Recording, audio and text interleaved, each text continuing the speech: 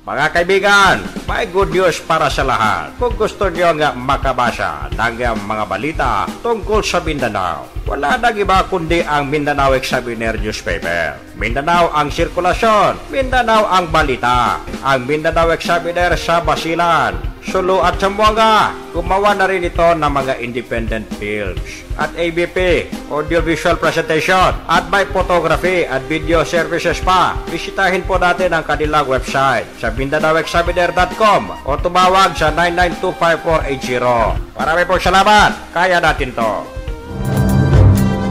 Alright, isang mainit na hapon. Welcome mga kaibigan sa inyong programa, ang Radyo Mindanao, the best. Ito po ang balingkod, alas 5, nagsasabing isang mainit na hapon sa ating lahat. Mayong hello, howdy. Mayong hapon kaninyong tanan mga kaigsunan. Hinaod nga natin sa maayong panglawas, natin sa maayong panghuna-una, sa maayong tanan-tanan mga kaigsunan. Basta nga kinahanglan maminaw lang gihapon ta sa adong tulumanon, kining Radio Mindanao. Ug daghan nagpaminaw sa tuwa karong hapuna, labi na jud diyan sa Zamboanga, Sibugay Province. Kayo usahay na mag-text sa ato diha karon. Ganina buntag pa na sir naman minaw mi sa inyong tulumanon. So daghang salamat sa inyong pagpaminaw. Kay daghan daw sila nakuwag mga chismis nga kining aron daw masayod nga sa may mga buhaton nila, unsay mga chismis nga dapat nga mahibawan sa atong mga silingan nga tigpaminaw sa atong tulumanon. Salam doa kanyo katantahan mga tuan mga rayang, mauna kita ni mga waktu ini murang-murahan din nakamurahan doon hayan masi-masi na mayan nagdunog sin programa ini programa sin kita niyo katantahan amoin makasi malasa nisimbangay niyo kakasi niyo Abdel Disa mimbad kanyo sambil palisag to si mahapon na programa na to Radio Mindanao. Okay, binabati muna natin yung mga taga Basilan, nakikinig sa atin sa Lamitan at Isabela. Siyempre sa lalawigan ng Sulu, kina Governor Toto Tan, at siyempre kay Papang Sakurtan, at sa lahat ng mga provincial government officials, mga municipal employees, mayors, at mga tausog nating kababayan. Assalamualaikum. Sa Tawi-Tawi, sa Bungaw, maraming nakikinig dyan. Marami tayong text na natatanggap. Natatanggap natin yung mga sumbong dyan sa Tawi-Tawi. Talamak pa rin ang droga dyan. Ako, grabe, Bungaw. Yung mga teachers hindi pa raw nakakatanggap ng sweldo. Totoo ba yan? Sino ba dapat sumagot dyan? DepEd-Arm. Siyempre, sa mga kababayan natin, mga Bisaya, sa Zamboanga, Sibugay, Zamboanga del Sur o Zamboanga del Norte, Duterte, Du31, Du32. Ay, naminaw sila karon diyan sa municipal Payaw. Diyan sa Payaw, naminaw daw sila karon. Sa munisipyo naminaw. Magandang hapon yung mga kidnapper diyan sa Payaw.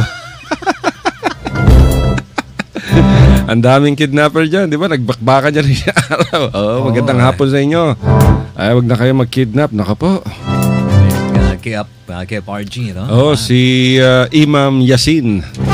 Sabi ng militar, sabi ng pulisya, isang member, isang leader, sub-leader ng Abu Sayyaf daw, si Imam Yasin. Kining tampalan. Kining tampalan, parte po yan ng Ulutanga yan. Talaga? Pero Payaw pa rin. No. Hindi. Talaib lang. Alicia, or what? Alicia. Malapit na yun sa Alicia. Malapit sa Talusan. Napatay mga kaibigan sa bakbakan ng PNP SAF. At kasama ang Nika, kasama ang MIG, lahat na. Napatay itong si Imam Yasin. Isang araw lamang to, di ba? Yes. At sabi ng pulisya, Abu Sayyaf. Sabit daw sa iba't ibang serye ng mga kidnapping sa Zamboanga Peninsula. Pero umalma naman ang Moro Islamic Liberation Front.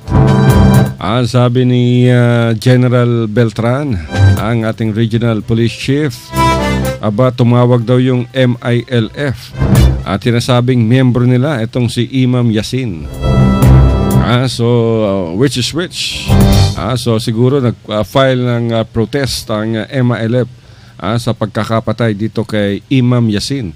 Dahil kung MILF yan, kung may operations ang ating mga otoridad, dapat dumaan yan sa AJAG. Ad Hoc Joint Action Group ba yan? AJAG. Dahil yan ang humahawak ng mga ganitong klaseng kaso upang maiwasan yung misencounter. At syempre, sa mga nakikinig sa atin sa Central Mindanao, sa Sultan Kudarat, sa Cotabato City, napakalakas ng Mindanao Examiner Regional Newspaper dyan sa Cotabato. Nakikinig sa atin ngayon si Director Amir Mawali, lagi nagte-text everyday. Wag daw kalimutan batiin ang mga taga ARMM, Bureau of Public Information. Yan ang mga gumagawa ng balita para kay Mujib Hataman, ang governor, mga kaibigan ng ARMM. At sa iba pang lugar, naabot itong broadcast. Dyan sa Davao Region, sa Panabo, Digos, at Davao City, sa Samal. Ang lakas ng Radyo Mindanao dyan. The best. Binabati natin yung ating chief correspondent dyan, chief reporter na si Malu Cablinda, na siya ring in charge ng Mindanao Examiner Regional Newspaper, yung isa sa aming mga major sponsors. So salamat at magandang hapon sa staff, editorial desk, editorial blah blah blah ng Mindanao Examiner blah blah blah. Dahil sila ang nagpapatakbo sa aming programa at iba pang mga sponsors, mga supporters at mga advertisers. So tuloy-tuloy tayo. Ano bang latest ngayon? Alamin natin kung ano na naman ang mga may init na balita. Nagkakagulo ngayon sa Kongreso, mga kaibigan. Nasa second reading na yung approve na yata sa second reading yung death penalty. Pero nakakainis dito, tinanggal yung plunder. Itong plunder, mga kaibigan, ito yung pagnanakaw ng kaban ng bayan. Bakit kaya inalis to ng mga congressman? Pati yung rape inalis. Pastilan, uy. Bakit kaya inalis yung rape at saka yung plunder? Ang lahat ng death penalty puro sa droga. Dapat pag heinous crime, idagdag natin yung heinous crime. Katulad yung plunder, dapat i-consider yan as heinous crime. Paano kung may isang congressman ang inakusahan ng plunder? O di ligtas na kagad sa death penalty. Nakakapagtaka, mga kaibigan. Ito mga importanteng bagay na dapat nakapasok sa death penalty. Pati yung rape. Imagine, mag-rape ka, hindi ka mahahatulan ng kamatayan. Paano pag ni-rape mo na, pinatay mo pa? Di ba? Ano yan? Reclusion perpetua? Hindi pwede. Kailangan yan, gas chamber. Bitay. Ayan ang dapat, mga kaibigan, sa mga kriminal. Mistulang nasusundan natin dito sa Maynila yung kaguluhan dyan sa Kamara. Mistulang House of Horrors, mga kaibigan. Yung Kamara kasunod ng pag-aproba sa ikalawang pagbasa sa controversial na panukalang death penalty. Ayon naman sa mga lider, sa isa sa mga lider ng oposisyon, ito maingay ito si Ifugao Congressman Teodoro Bagilat Jr. Mistulang mga puppets daw ang turing sa kanila. Nasunod-sunuran sa liderato ng Kamara. Siyempre, kaya nga tinawag na liderato yan, dapat sumunod ka sa lider. Hindi na naman pwedeng hindi ka susunod kasi yan ang speaker. Si Pantaleon Alvarez, siya ang House Speaker, mga kaibigan. Kung gusto ni Congressman Teodoro Bagilat ng Ifugao na siyang maging leader, tumakbo siya at i-unseat niya itong si House Speaker Pantaleon Alvarez. Di ba? Kilala niya ba ito, mga kaibigan? Si Ifugao Congressman Teodoro Bagilat. Ito yung may mahabang buhok dyan sa Kongreso. Ito yung kasama ng mga yellow opposition congressmen. Paliwanag pa ni Bagilat, ano man daw ang gusto ng mayorya o ni House Speaker Pantaleon Alvarez, dapat daw sundin. Siyempre sila ang majority. Simple lamang yan, mga kaibigan. It's numbers game. Kung sino ang majority, siya ang dapat manaig. Dahil minorya ang mga dilawan ngayon. Pati ito pang maingay na ti Albay Congressman Edsel Lagman, sabi niya, Chamber of Bullies and Puppets daw yung Congress ngayon. Itong bansag nitong si Lagman. Alam niyo, mga kaibigan, itong si Albay Congressman Edsel Lagman, maingay din to. Ito yung mataba. Mataba na laging nagpe-press ko niya kasama tong si Bambam Aquino. Etong si Congressman Lagman, mismong anak nga niya, kinalaban siya di ba? Nasa television yan. Kinalaban siya ng mismong sarili niyang anak. Kulang na lang na murahin siya. Dahil, pareho silang tumakbo siya sa Albay. Kung yung anak nga, hindi nire-respeto ang ama. Anong moralidad ni Congressman Lagman? Na magsabing Chamber of Bullies and Puppets ang Kongreso dahil sa mistulang pagmamando ng liderato na itong si Pantaleon Alvarez. Di ba, mga kaibigan? Siya nga, binubuli siya ng sarili niyang anak Siya nga mismo, binubuli niya rin yung anak niya.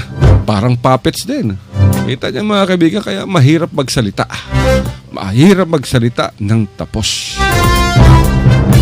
Maray naman sinabi ni Lagman na kailangan daw magsisi ang mga lider para sa 8 sins na may kinalaman sa pagkukonsidera sa parusang kamatayan.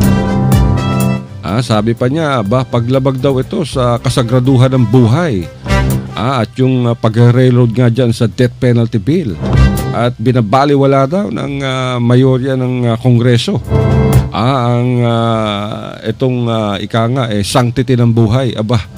Hindi yata naintindihan itong si Congressman Lagman na ang death penalty ay sa mga kriminal, sa mga mamamatay tao, sa mga nasa droga, yung mga pumapatay ng mga inosenteng sibilyan. Hindi mo ba naintindihan yun, Congressman Lagman? Ayan ang hirap pati yung Commission on Human Rights, nako, nagtatatahol. Aw, aw, aw, aw, aw, aw. Ayaw nila sa death penalty. Bakit nung pinatay yung German, si Jürgen Kartner, ano bang ginawa ng Commission on Human Rights? Ano ba sinabi ni Lagman? Ano ba sinabi ni Bagilat? Ano ba sinabi ni De Lima? Ano ba sinabi ni Bam Aquino? Ano ba sinabi ni Risa Ontiveros? Wala. Samantalang pinatay yun, hostage ng Abu Sayyaf. Meron ba tayong narinig na pagkokondena sa Abu Sayyaf? Wala. Asa ng human rights? Yung mga pinapatay ng mga inosenteng sibilyan, ng mga rebelde, asa ng human rights? Ayo dyan sa Zamboanga City, kayo dyan, mga nakikinig sa Zamboanga City. Kahit nandito kami sa broadcast center sa Maynila, alam namin ang nagaganap dyan. Yung mga biktima dyan ng Rebel Siege 2013 hanggang ngayon, wala pa silang bahay, walang matirhan, walang tubig, walang kuryente, walang makain, walang hanap buhay. Asa ng human rights? Kumilos ba ang Commission on Human Rights upang tignan itong mga naging biktima ng kaguluhan? Wala. Meron ba tayong narinig kay Lagman, kay Bagilat, kay De Lima? Tungkol dito sa plight ng mga Muslim, ng mga Kristiyanong nawala ng tahanan dahil sa giyera. yun ang tinatanong natin.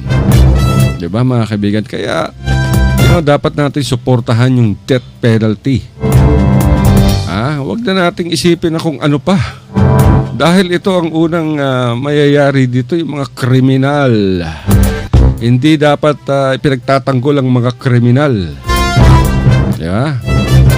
Katulad niyan si Diliman, pati yung free legal assistance, ano ba yan, yung flag, yung mga flag lawyers. Samantala yung mga biktima ng karahasan ng mga rebelde sa Mindanao, sa Visayas at Luzon, tahimik ang mga flag lawyers. Nagpunta ba sila? O yung pinatay dyan sa Zamboanga, sino ba yun? Si Jane. Yes, si Jane. Si Jane, yung natagpo ang patay, ginahasa na pinatay pa. O meron bang abogado nagpunta sa pamilya na nag-aalok ng tulong katulad ng ginagawa nila kay De Lima? Wala. Meron ba lumapit na taga-commission ng human rights sa pamilya ng biktima? Sa pamilya? Wala. Diba? Yun ang masakit dyan. Kasi selective Kung ma-impluwensya ka, lalo na kung politiko ka, politika, ayun, ang dami, ang ingay. Katulad dyan, kaninang umaga mga kaibigan, dito sa Maynila, nag-walk out yung mga estudyante ng Ateneo. Dahil nagpo-protesta sila dito sa ikalawang pagpasa nitong death penalty bill.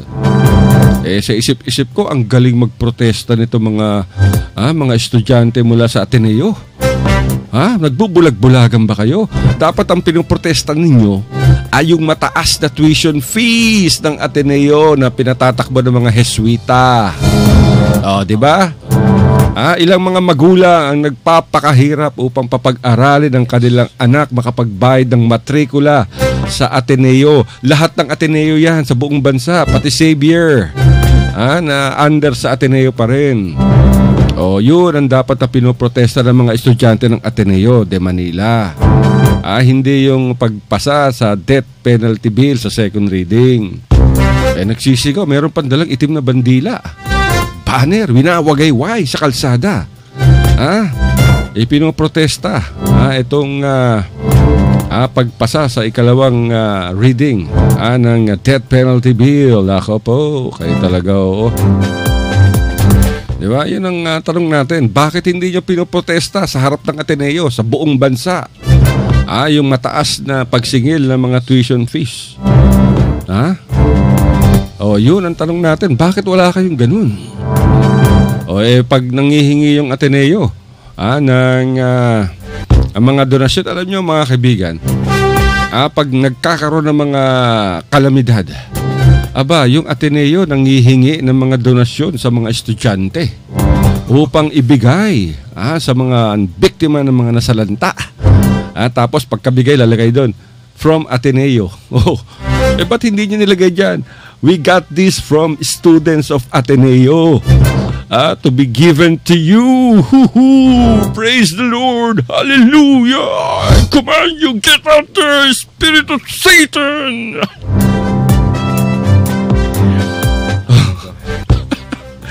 Di ba yun ang question dyan? Maingay ang mga estudyante ng Ateneo, although hindi naman lahat. Itong ating pinag-uusapan, doon lamang nakatuon sa mga nag-walk out sa kanilang klase. Sino ba nagsabi sa inyo mag-walk out kayo? Si sir ba? Si sister ba? Si father ba? Si brother ba? Si uncle? Si auntie? Samantalang yung mataas na, ilang beses ba nag-increase ang Ateneo sa loob ng isang taon? Sa the past 3 years, ilang beses? Di ba? Yan ang tanong.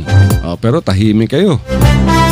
Yan ang mga kaibigan. Dahil lamang sa death penalty, hindi natin maisip kung bakit pati yung mga kriminal na dapat kung mapatunayan nagkasala, dapat pagbayaran nila. Kung buhay ang iyong inutang, dapat buhay din ang kabayaran. Diba? Ganun lang yan. Mahirap yung yung kagustuhan ng publiko ng mas nakakarami. Tututulan natin. Welcome natin yan. Death penalty. Sasabihin na hindi. Kahit may death penalty noon, mataas pa rin ang krimen. Kaya nga mataas pa nga ang krimen. Kaya dapat magkaroon tayo ng death penalty para mabawasan ng konti ang krimen. Kahit hindi naman natin ma-eradicate yan, at least matatakot ang mga kriminal na pumatay. Kung hindi sila matakot pumatay, dapat din silang ma-death penalty. Ganyan niya mga kaibigan. Mao jud mga kaigsunan. Mao itong isgut-isgutan gani sa atong ang formal, atong idol mga kaigsunan. Kinibitang death penalty, no? Now, kamo diha unsa kay na una-unaan nato diha. Unsa kay na una-una niyo. Pabor ba mo nga kining ibalik ning death penalty? Kini bitong pagkuan sa mga kriminal, di ba? Na moingon silang uban nga death penalty para lang yan sa mga pobre. Unsaon na lang mga pobre nga di nato kaya mukuha og abogado, di nato kaya mukuha og kining abogado nga bayaran. Pobre man kayo katong mga dato. Correct. Kaya nga nilang og abogado. Pero katong mga pobre anto mamatay na lang in taon nga ilang kanang mao na ang usahay sila saral nga dili sila sugod nga mabalik ning death penalty. Okay, katulad dito mga kaibigan, isang one good example, brother. Ito mga inaaresto mga Muslim na napagkakamalang Abu Sayyaf o supporters ng Abu Sayyaf. Pag inaresto sila, diretso kaagad sa Maynila. Diretso kaagad sa Taguig. Meron bang abogado nagpunta doon upang bigyan ng suporta, bigyan ng tulong ang mga inarestong inosenteng Muslim na napagkamalan o talagang dinukot, hinuli upang sabihing isa kang miyembro ng Abu Sayyaf o sa mga lumad, sa mga Kristiyano na inakusahan ng militar na miyembro ng New People's Army? Wala. O, di ba? Kaya nga sinasabi natin mga kaibigan, kung ano ang iyong inutang ay siya ring kabayaran. Hindi pwedeng kung buhay ang inutang, dapat buhay rin ang kabayaran. Mga kriminal yan, talagang hindi dapat, palusutin yan. Kaya nga sabi ni Rico Puno, di ba, kung ano yung inutang ay talagang siyan dapat mong pagbayaran. Di ba? Walang interes na Oo. Ganun yan. Kaya dapat suportahan natin ang death penalty bill. Ito ay magsisilbing paranggalang sa masasamang loob sa mga kriminal. Suportahan natin mga kaibigan si Tatay Digong Duterte sa kanyang pakikipaglaban sa krimen, sa droga at sa korupsyon. Yun. Kita niya mga kaibigan, bago kayo mamintas, tignan niyo muna mukha ninyo. May tigidig ba? Ano ang di mo gusto? Huwag gawin sa iba. Yun. Yun ang dapat. Ano ang iyong inutang ay siya ring kabayaran. Kita niyo na. Yan ang sabi ni Rico Babes. Talagang dapat yun. Ika nga, eye for an eye at tooth for a tooth. Di ba? Maliban na lamang kung nakapustiso. Di ba? Alam niyo, nung nabubuhay pa si Basilan Governor Wahab Akbar, kaibigan natin yan. Ilang beses nating pinupuntahan yan, ini-interview, pakabait. Alam niyo, siya kahit na, napakasimpleng tao. Pero pag may ginawang kalokohan ng Abu Sayyaf dyan, minsan ka dinukot ng Abu Sayyaf, napakadaming sibilyan babae, batanda, bata. Ang ginawa ni Governor Wahab Akbar, pinadukot niya rin yung pamilya ni Gaddafi Janjalani. Di ba ano nangyari? Release kagad. Ginamat pa ni Governor Wahab Akbar yung ambulansya para kunin yung pamilya. Di napakawalang kagad. Di ba? Sa Central Mindanao, ganyan din. Pag dinukot mo yung isang kanang Muslim, hanapin ka ng mga pamilya niya, dudukutin din yung pamilya mo. Kaya nga, nasaan yan Dapat, merong batas na sa death penalty. Dahil mahirap sa buhay ngayon. Napakahirap ng sitwasyon ngayon, ng peace and order problema. Kaya ang Tatay Digong namumblema. Yung galamay ng droga, matindi. Kaya nga ngayon, talagang sinabi ni Kuya Bato de la Rosa, ibabalik namin yung Oplan Tokhang. Ibabalik na muling bubuhayin yung war on illegal drugs. Kaya suportahan natin mga kaibigan yung pulisya. Pero hindi natin sinusuportahan yung mga ibang nangyayari na kinasasangkutan ng mga pulis iskalawag. Katulad nung sumabit dyan sa pagkakapatay dito sa isang South Korean na negosyante na dinukot nila sa Angeles. Si Ju Ik Lee. Imagine, dinukot ng mga pulis sa Angeles City. Dinala sa Kamkrame. Tinawagan yung asawa. Nang hingi ng 5 milyon. Binayaran ng asawa. Pinatay pa rin nila. Kaya ngayon, ang daming sumabit na pulisya. Miyembro ng pulisya. Kaya tuloy na suspende ni Tatay Digong. Suspendihin muna natin itong Oplan Tokhang. Dahil mag-internal cleansing muna tayo. Kaya nga binuhay yung Counterintelligence Task Force. Di ba mga kaibigan? Upang tignan ang pagkaka-involve ng ilang mga scalawags sa hanay ng Philippine National Police. Abangan niya mga kaibigan, balitang yan. Nagpunta sa Krami yung ating isang reporter ng Mindanao Examiner dito sa Maynila. At na-interview itong si Kuya Bato de la Rosa. Maganda tong sinabi ni Kuya Bato. Pero kailangan piling-pili na mga kaibigan. Yung magiging miyembro nitong Anti-Illegal Drugs Unit ng PNP.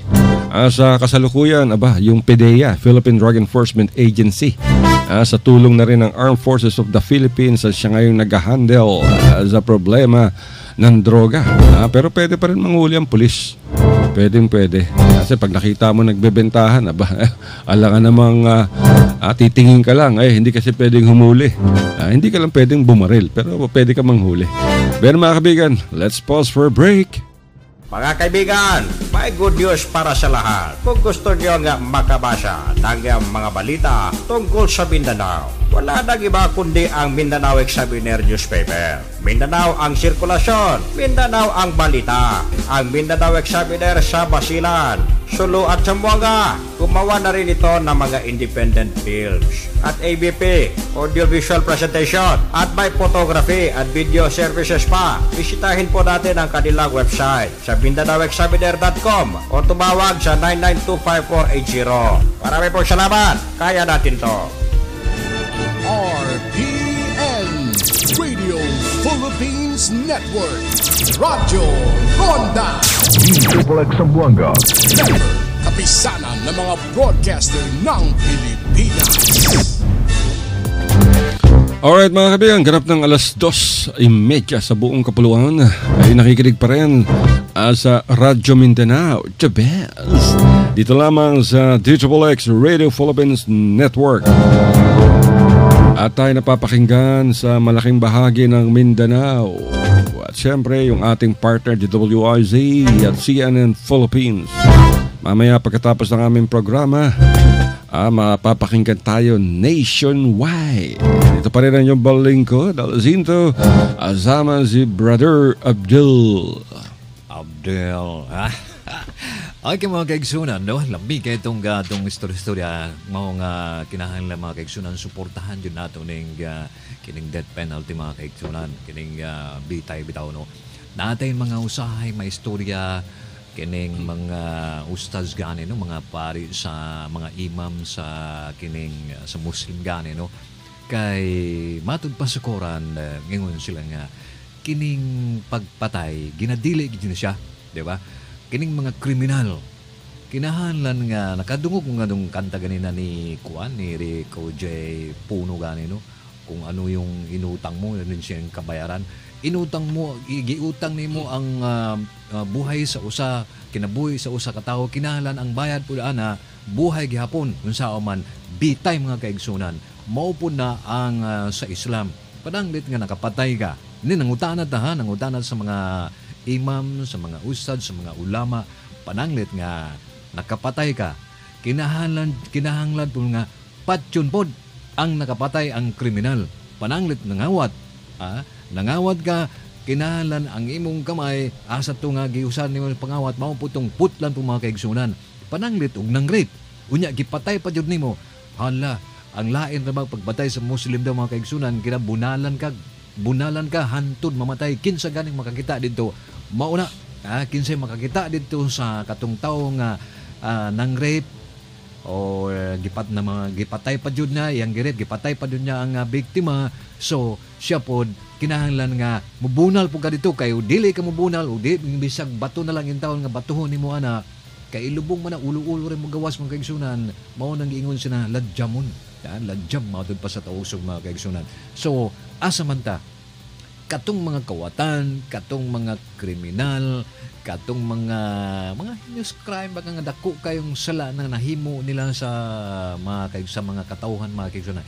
Kinahanglan nga unsay ginabuhat, nagpatay ganin sila, patyon po sila mga kaigsunan, kay mao man tong ginabuhat ug panalit mahimo ganin nato na mo daw ganin na siya kining death penalty ganin mga kaigsunan, maaprubahan ganin na bisag magpusta ta mga kaigsunan, dili man hinuon nga mawagtang ng krimen, pero maminus-minusan na sa kaigsunan, di ba? Kay pananglit nga naa kay gipatay ang imong silot pod, patay pod mga kaigsunan. So mao na ang kinahanglan nga suportahan nato ning death penalty, di ba?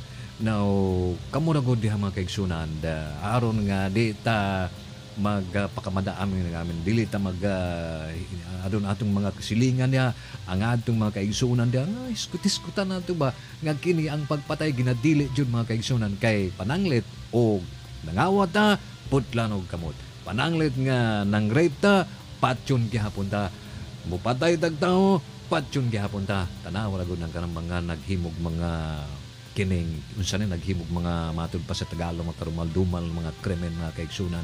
Ang sa ila prisuhon lang in taon na prison nakapatay unya nang rape pang uban, gipatay pa jud, nangawad og milyon-milyon ka mga salapi sa kaban sa atong gobyerno. Murag wala lang gyapon no, mapreso lang sila nakadugayan, maabot ganig mga 80 anyos, paggawason lang gyapon. So kinahanglan makaigsunan nga dito lang ta sa kuan, dito lang sa prison, kay lami dito naay pagkaon, naay tulugan, naa pa daw sila yung mga aircon ng uban. So ang ilang ginagabuhat dili maayo mga kaigsunan. So unsa may buhaton, kinahanglan suportahan ginato na ang atong presidente, suportahan nato ang ingon nga kanang death penalty. Ilabi na jud kining mga droga mga kaigsunan, ambot nga nung uban diya nga nung sige lang gyapon maduay sayod na sila nga dili ganin sila patuo na kinahanglan nga aprubahan kining death penalty, kining bitay mga kaigsunan, aron dili man hinuon mawagtang, pero maminus-minusan ba ang mga krimen nga mahitabo din sa atong Pilipinas. Sulayan na nato mga kaigsunan, sulayan na natong kining aprubahan, kining paboran kining death penalty. Tanaw nato unsay mahitabo, di ba? Sa tingin ko, sa akong hunahuna ma-aproba niyan, mawala yun ni siyang krimen din sa Pilipinas mga kaigsunan. Alright. Diba? Waasenso ang Pilipinas mga kaigsunan, ug wala na minus-minusan ng pagpatay, minus-minusan ng pangawat, minus-minusan ng kining rape, ung mga dakong mga krimen nga nahitabo din sa tuwa, labi na yung kining droga, ay mulambo ta mga kaigsunan, mo asenso ta mga kaigsunan. Unsa pa may atong problema nga na may kalinaw sa atong nasod, na nay kalambuan. Di siyempre ang mga tao di na bisag magkinaunsa na og napay mga ngipon, mayon sila nga sige kit-kitay na lang ta. Kit-kitay na napay mga dilap na lang mga kaigsunan. Mao na yung atod nga wala mag-away gani, sinumbagay lang. Sinumbagay lang, wala na kutsilyo, wala na armas, kay mo gamit kag kutsilyo, mo gamit kag armas nya, napatay nimo ng tawhana, patyon po ka ang balos ano mga kaigsunan, patyon po ka, death penalty good, di ba? So mao na mga kaigsunan natong hunahuna banabanaon ba. Magsitayo po tayong lahat at magpasalamat sa Panginoon.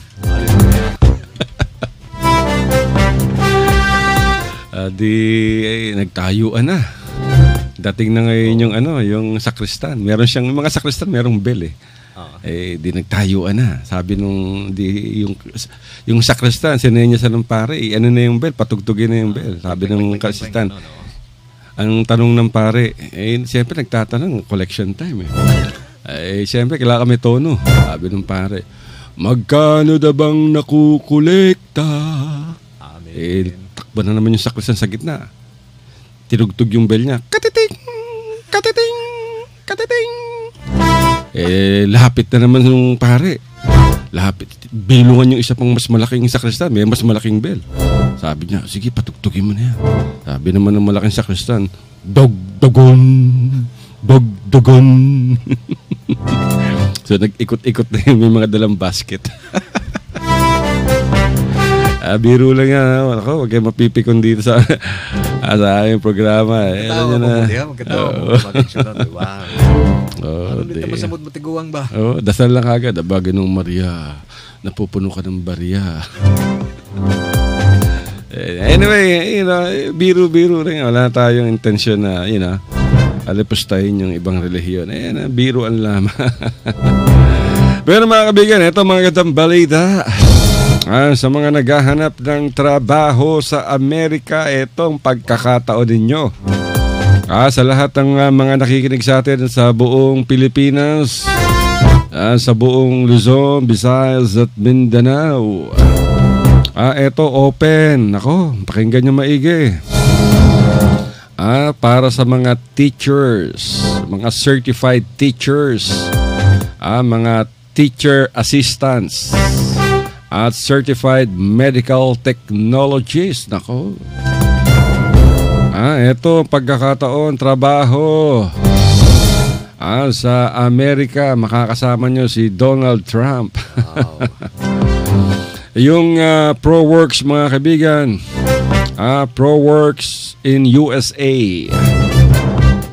Sa United States of America is seeking certified teachers, teacher assistants, certified medical technologies para sa who meet criteria for the exchange visitor program on a J1 visa. J1 visa to mga kaibigan. Kailangan daw nila ay mga guro o teacher, certified teachers para sa mathematics, science, special education. At tumatanggap din sila ng applications for all subjects and grade levels. Wow! At medical technologies with ASCP or AMT certification. Ito pakinggan nyo mga kaibigan. Ulit-ulitin natin ito mamaya.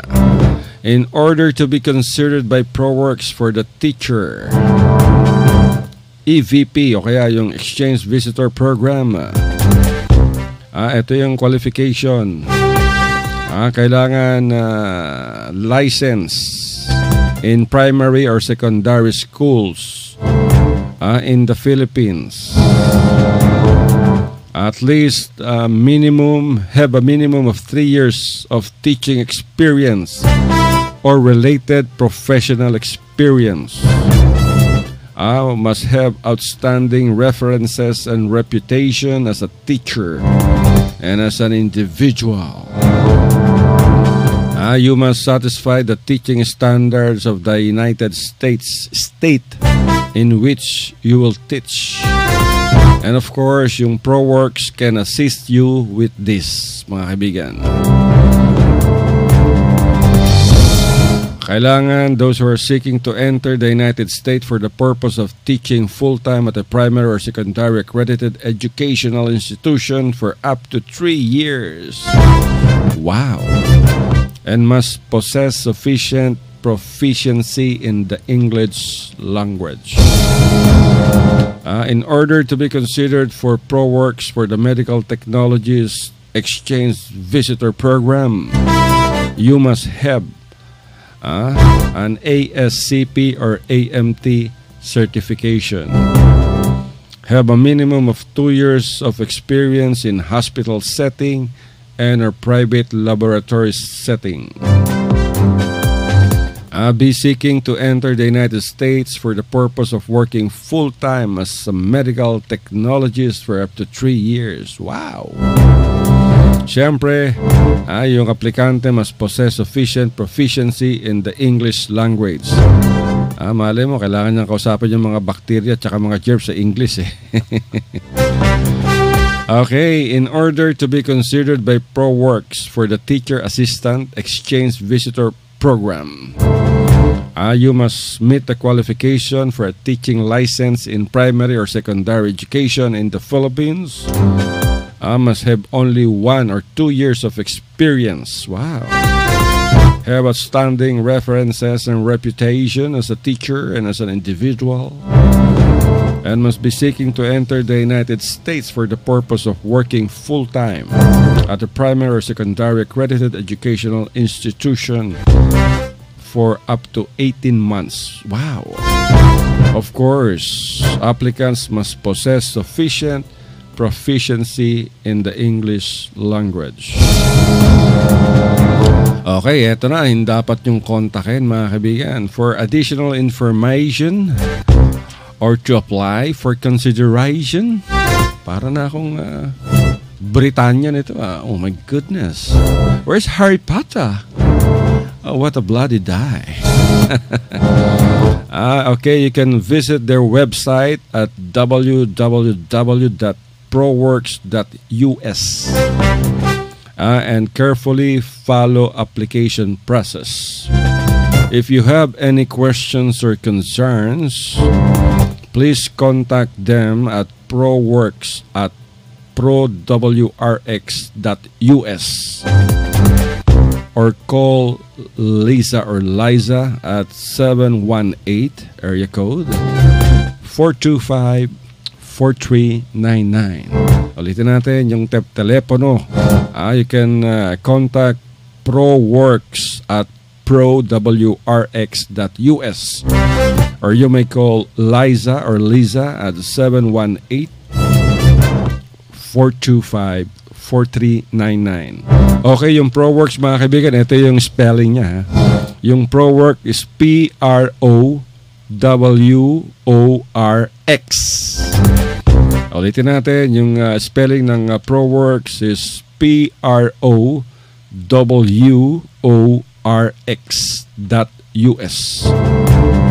So maaari nyong puntahan yung kanilang website sa www.proworks.us. Ulitin natin yung spelling ng ProWorks, PROWORX.us. Or maaari nyo silang sulatan sa ProWorks at prowrx.us. Or kung meron kayong cellphone, telepono, you may call Liza or Lisa at 718-425-4399. Nangangailangan sila, mga kaibigan, ng certified teachers, teacher assistants at certified medical technologists. They're accepting application for all subjects and grade levels. Lalo-lalo na ang pinaka most needed na positions ay ang math, science at special education. So yung mga dakilang guro natin na gustong magpunta sa Amerika upang magtrabaho, eto na ang inyong pagkakataon. Grab the opportunity, mga kaibigan. Dolyar yan dolyar. Oo, tsaka ang bayad dito, ang alam ko, per ora. So ulitin natin, mga kaibigan. Ulitin natin to araw-araw. Yung ProWorks in the United States is seeking certified teachers and certified medical technologists, including teacher assistants, who meet criteria for the exchange visitor program on a J1 visa. ProWorks' most needed positions are math, science, and special education. But they're also accepting applications for all subjects and grade levels. And medical technologists with ASCP or AMT certification. Ito yung mga qualification ng ProWorks sa mga teacher. ProWorks, PROWORX. Qualification for a teaching license in primary or secondary schools in the Philippines.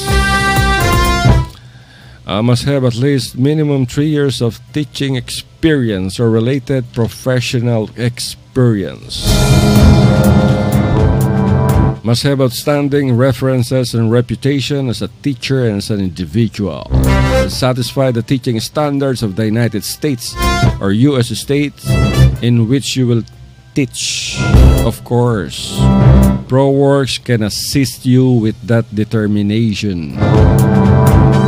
Must be seeking to enter the United States for the purpose of teaching full-time at a primary or secondary accredited educational institution for up to 3 years. Wow. Must be able to possess sufficient proficiency in the English language. Sa mga gusto namang mag-apply bilang Certified Medical Technologist sa ProWorks on Exchange Visitor Program, yung mga medical technologists must have an ASCP or AMT certification. Must have a minimum of 2 years experience in hospital setting or private laboratory setting. Must be seeking to enter the U.S. for the purpose of working full-time as a medical technologist for up to 3 years. Wow! Must possess sufficient proficiency in the English language. Alam nyo mga kaibigan, sa mga medical technologies, itong ASCP, ito yung American Society for Clinical Pathology certification. Importante yan.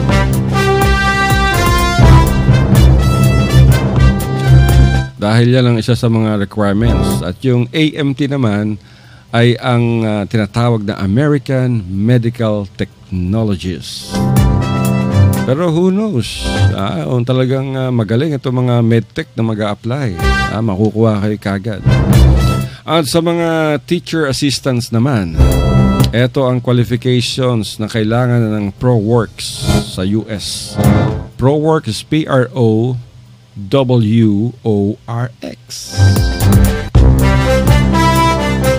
Ang qualification sa mga teacher assistants or assistant teacher, must for a teaching license dapat meron kayong teaching license in primary or secondary education sa ating bansa. Must have only 1 or 2 years of experience. Must have an outstanding references or reference and a reputation as a teacher and as an individual. Must be seeking to enter the United States for the purpose of working full-time at a primary or secondary accredited educational institution for up to 18 months. Wow! Possess sufficient proficiency in the English language. For additional information mga kaibigan, you may apply or you can visit their website at www.proworks.us. Yung spelling ng ProWorks, PROWORX. And carefully follow instruction or application process. At if you have any questions or concerns, you may contact ProWorks at prowrx.us. Ulitin natin, you may email them or contact them at ProWorks at prowrx.us or call Liza at 718-425-4399. Puntahan nyo yung mga kaibigan, yung website nila, www.proworks.us. Alright. Wow, maayo kayo itong mga kiksyon. So, mga teacher, sige, jackpot na tayo mga teacher, mga medtech, mga kaigsunan, kay pagkakataon na doon nga kapos-kapos man daw sa kinabuhi mga kaigsunan sa mga kwarta diha unsa ba chance na nato na kaya dolyar ko na US pagod dito pagod na sa makita na nato si ang atong presidente nga Trump. Oy, mga kaigsunan. Andun si Donald Trump. Ay, kahapon, nagkaroon siya ng, nagsalita si Pangulong Donald Trump sa Kongreso sa Amerika. Kung man ang istorya niya? Tinawag niyang radical Islamic extremism, yung mga kalaban ng Amerika. Pinagsabi nga sa kanya nung kanyang advisor, wag nang gamitin yung radical Islamic extremism. Ginamit pa rin ni Donald Trump. Tapos sabi niya, kasi siyempre, pangit sa mga Muslim yun. Hindi ba naman lahat ng Muslim masama? Ganon din ng mga Amerikano. Hindi naman lahat ng Amerikano masama. Lahat ng mga Pilipino masama. Lahat ng mga Kristiyano masama. May masama siyempre. Tao lamang, di ba? Tapos, nadadama yung isa tapos magpapatayo daw siya. Mamadaliin niya pagtatayo ng border, ng wall sa border ng Amerika at ng Mexico. Diba? Mga kaigsunan. Wala ng oras, brother. Naubos na naman yung oras natin. Lami man ang istorya ng mga kaigsunan. Ang atong chismis diri apan usog kay mudagan ang ikot sa atong orasan. So, daghang salamat sa inyong pagpamahinaw mga kaigsunan. Sunod hugman na po pohon. Kinilang gihapon si Abdel moingon nga manamilit na o mayang hapon kaninyong tanan. Alright, bukas ako'y uuwi ako sa aming lugar sa Maimbong. Okay mga kaibigan, wala tayong, kailan pa magaling Islamic guest natin? Next week pa? Next week. Okay. Pero mga kaibigan, wala na talaga kaming oras at tapos na naman sa isang oras na kadadaldal, walang kabalbalan ng mga pinag-uusapan dito sa radyo. Hindi na. Pero programa nyo ito mga kaibigan at nais namin magpasalamat sa lahat ng mga nakinig sa atin sa buong Mindanao, Luzon at Visayas. Dito sa Radyo Mindanao, the best. Ito pa rin yung Balinggot, nagpapaalam, Alasinto, nagsasabing, I love you, Mama. Chup chup. Take care.